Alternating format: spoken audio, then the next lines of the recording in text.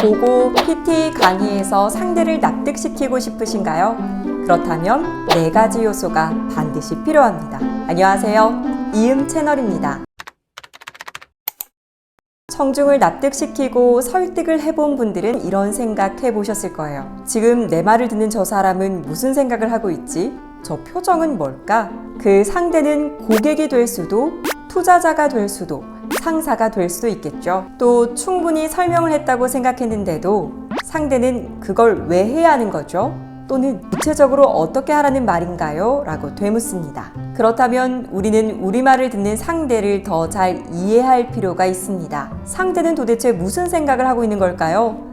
상대의 뇌를 들여다볼게요. 나의 말을 경청하는 상대는 좌뇌와 우뇌를 동시에 가동시킵니다. 좌뇌는 논리적, 이성적 사고를 하고 사실과 데이터를 분류합니다. 반면 우뇌는 감성적 사고를 하고 감성과 창의성을 다룹니다. 여러분의 말을 들으면서 청중의 좌뇌와 우뇌는 의문점을 갖습니다. 질문을 떠올리고 그 대답을 여러분의 설명 안에서 찾으려고 합니다. 이성의 뇌인 좌뇌는 무엇을 해야 하는데? 어떻게 해야 하는데? 라는 질문을 던지고요. 감성의 뇌인 우뇌는 왜? 만약에? 라는 질문을 던집니다. 예를 들어 여러분이 스피치 교육을 해야 합니다 라는 주장을 펼친다고 생각해 볼게요. 구체적으로 무엇을 배워야 할까? 어떻게 배울 수 있을까? 생각합니다. 반면 감성적 뇌는 이렇게 질문을 합니다. 왜 해야 하는데? 만약에 하게 된다면 어떻게 변화하는데? 라고 말이죠. 여러분이 하는 설명은 이러한 좌뇌와 우뇌의 질문을 종합적으로 충족시켜야 합니다. 이러한 4가지 의문점을 충족시킬 수 없다면 청중의 뇌는 여러분의 설명에 대해 긍정적으로 받아들이기 어렵습니다. 구체적인 실행 방안이 없어 해야 할 이유가 뭔데? 라고 반문할 수 있는 것입니다.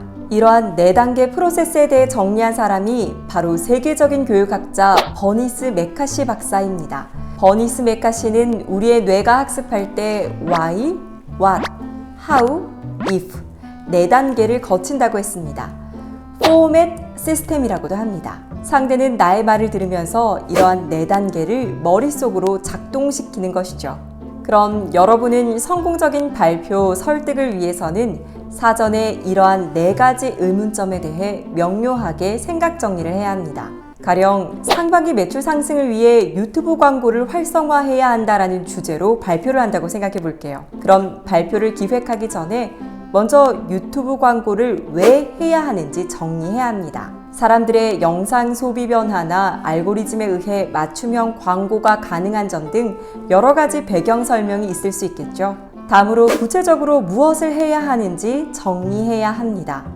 유튜브 광고는 그 종류가 다양하기 때문에 우리 회사에 만든 광고 방식이 무엇인지 알려야 합니다. 다음으로 이러한 방안을 어떻게 실행할 수 있는지에 대한 것을 정리해야겠죠. 마지막으로 이러한 유튜브 광고를 했을 때 우리 회사의 상반기 매출 상승이 어느 정도 예상이 되는지, 회사 이미지에 어떤 영향을 미치는지에 대해 생각해야 합니다.